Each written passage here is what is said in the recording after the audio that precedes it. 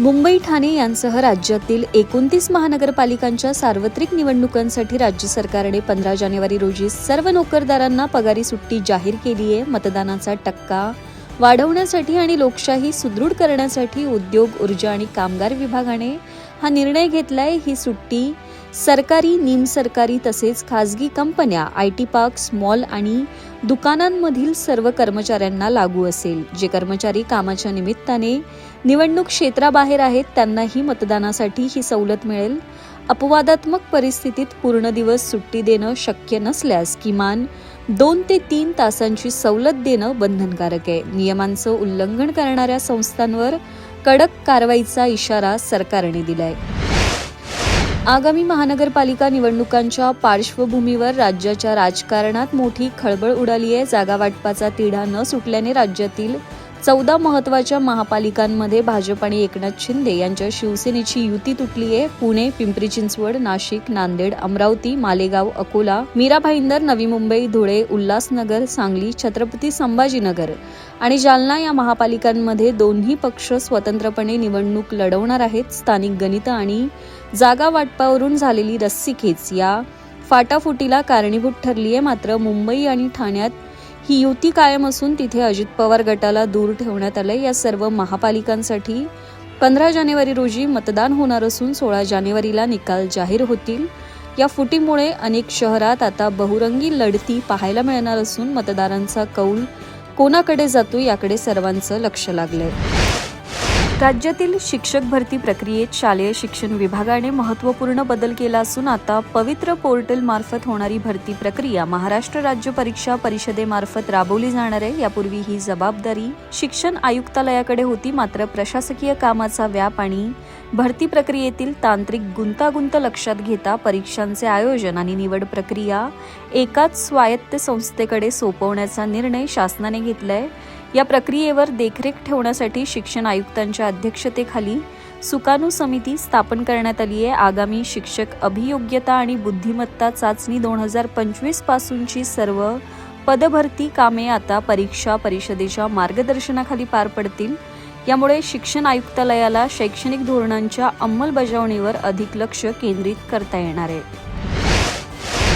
केंद्रीय माध्यमिक शिक्षण मंडळाने 2026च्या 10वी आणि 12वीच्या बोर्ड परीक्षेच्या वेळापत्रकात महत्त्वाचा बदल केलाय. प्रशासकीय कारणास्तव 3 मार्च 2026 रोजी होणारी परीक्षा आता पुढे ढकलण्यात आली आहे. सुधारित वेळापत्रकानुसार 10वीचा 3 मार्च रोजी होणारा पेपर आता 11 मार्च 2026 रोजी घेतला जाईल. तसेच 12वीचा 3 मार्च रोजी नियोजित असलेला पेपर थेट 10 एप्रिल 2026 रोजी पार पडणार आहे. 3 आणि 4 मार्च रोजी होळीचा सण येत असल्याने हा बदल करण्यात आल्याचं समजतंय.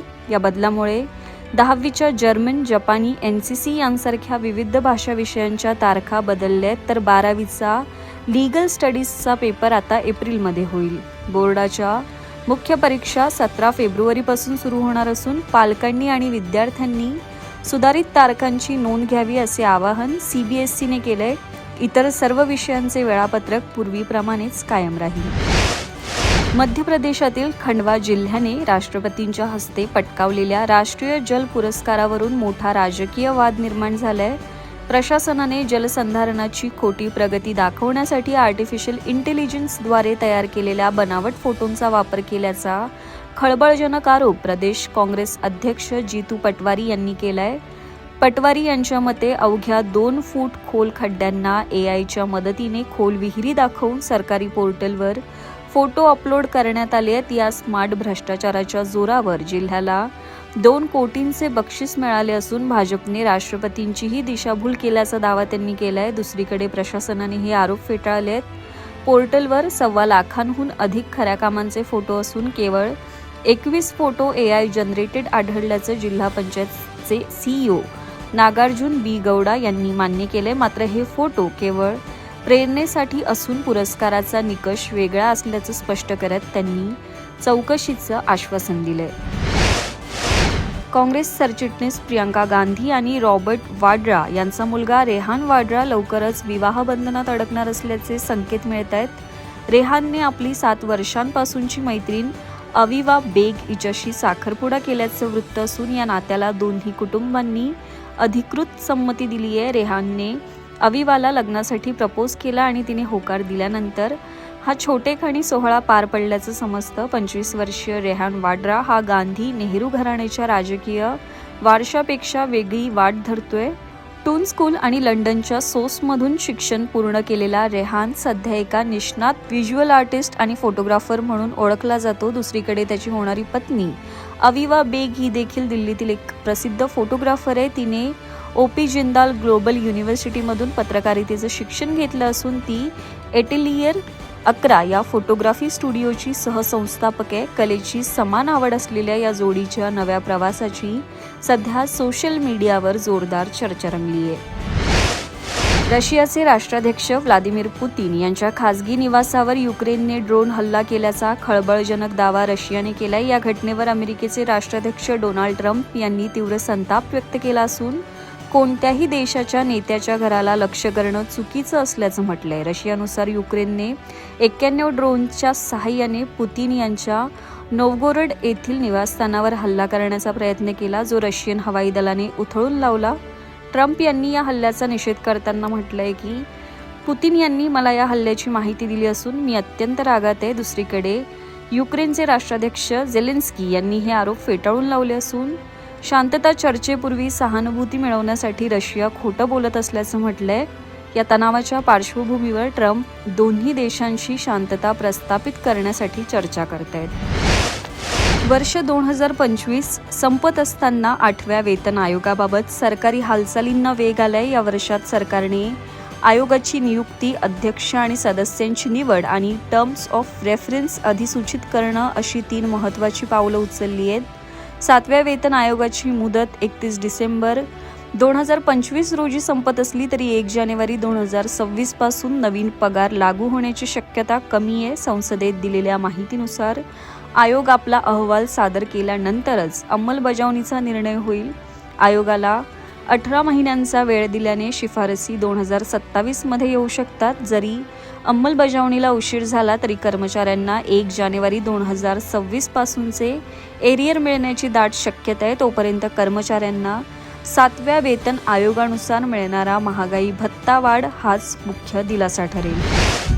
पुष्पा 2च्या दमदार यशानंतर साऊथ सुपरस्टार अल्लू अर्जुन पुन्हा एकदा चर्चेत आलाय. त्याच्या आगामी चित्रपटाने रिलीजपूर्वीच भारतीय चित्रपटसृष्टीत नवा इतिहास रचलाय. रिपोर्ट्सनुसार OTT प्लॅटफॉर्म नेटफ्लिक्सने या चित्रपटाचे डिजिटल हक्क तब्बल 600 कोटी रुपयांना विकत घेतलेत.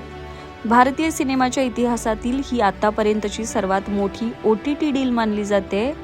जवान फेम दिग्दर्शक अतली यांच्या मार्गदर्शनाखाली हा भव्य ॲक्शन चित्रपट साकारत असून यात अल्लू अर्जुन पहिल्यांदाच दुहेरी भूमिकेत दिसणार आहे. या चित्रपटात त्याच्यासोबत दीपिका पदुकोण, मृणाल ठाकूर आणि जान्हवी कपूर यांच्याही महत्त्वाच्या भूमिका आहेत. हॉलिवूड स्तरावरील VFX आणि आंतरराष्ट्रीय तंत्रज्ञानाच्या जोरावर हा चित्रपट जागतिक स्तरावर धुमाकूळ घालण्यासाठी सज्ज झालाय. या विक्रमी व्यवहारामुळे सिनेविश्वात मोठी खळबळ उडाली आहे. सोशल मीडियावर आपल्या बोल्ड स्टेटमेंट्स आणि फॅशनमुळे नेहमी चर्चेत राहणारी अभिनेत्री आणि मॉडेल खुशी मुखर्जीने नुकत्याच एका मुलाखतीत भारतीय T20 टीमच्या कर्णधार सूर्यकुमार यादववर गंभीर आरोप करत खळबळ उडवून दिली आहे. अनेक क्रिकेटर्स माझ्या मागे होते. सूर्यकुमार यादव मला खूप मेसेज करायचा, पण आता आमचे फारसे बोलणे होत नाही, असे खुशी मुखर्जीने म्हटले.